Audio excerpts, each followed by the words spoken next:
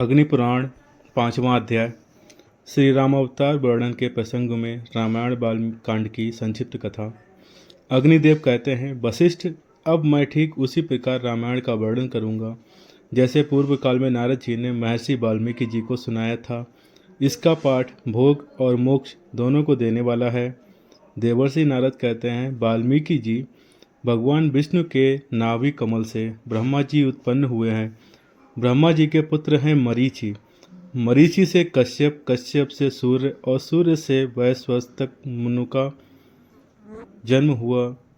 उसके बाद वैवस्वत मनु से इक्ष्वाकु की उत्पत्ति हुई। इक्ष्वाकु के वंश में ककुस्थ नामक राजा हुए।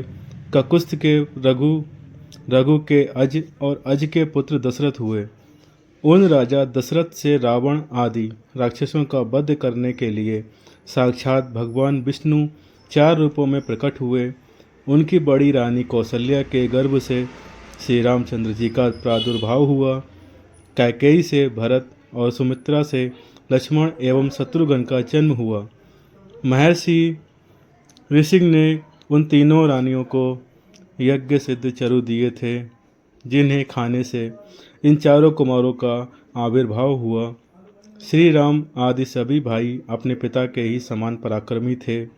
एक समय मुनिवर विश्वामित्र ने अपने यज्ञ में विघ्न डालने वाले निशाचरों का नाश करने के लिए राजा दशरथ से प्रार्थना की कि आप अपने पुत्र श्री राम को मेरे साथ भेज दें।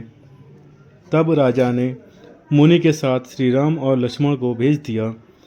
श्री रामचंद्र जी ने वहाँ जाकर मुनि से अस्त्र शस्त्रों की शिक्षा पाई और ताड़का नाम वाली निशाचरी का वध किया।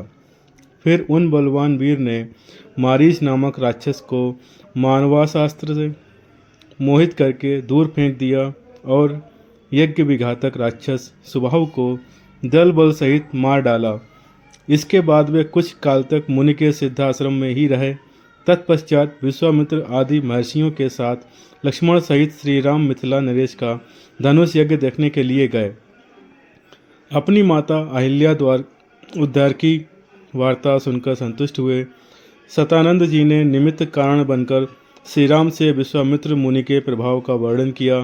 राजा जनक ने अपने यज्ञ में मुनियों सहित श्री रामचंद्र जी का पूजन किया। श्री राम ने धनुष को चढ़ा दिया और उसे अनायास ही तोड़ डाला। तदनंतर महाराज जनक ने अपनी अयोनिजा कन्या सीता को, जिसके विवाह के लिए पराक्रमर ही शुल्क निश्चित किया गया था, श्री रामचंद्र जी को समर्पित किया।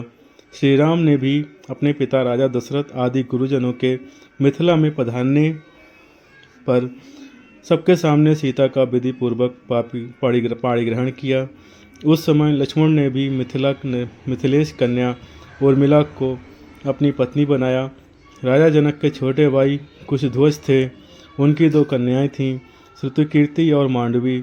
इनमें मांडवी के साथ भरत ने और श्रुतकीर्ति के साथ शत्रुघ्न ने विवाह किया। तदनंतर राजा जनक ने भली भांति पूजित हो श्री रामचंद्र जी ने वशिष्ठ आदि महर्षियों के साथ वहाँ से प्रस्थान किया। मार्ग में जमदग्नि नंदन परशुराम को जीतकर वे अयोध्या पहुँचे। वहाँ जाने पर भरत और शत्रुघ्न अपने मामा राजा युधाजित की राजधानी को चले गए। 5वें अध्याय का समापन करते हैं।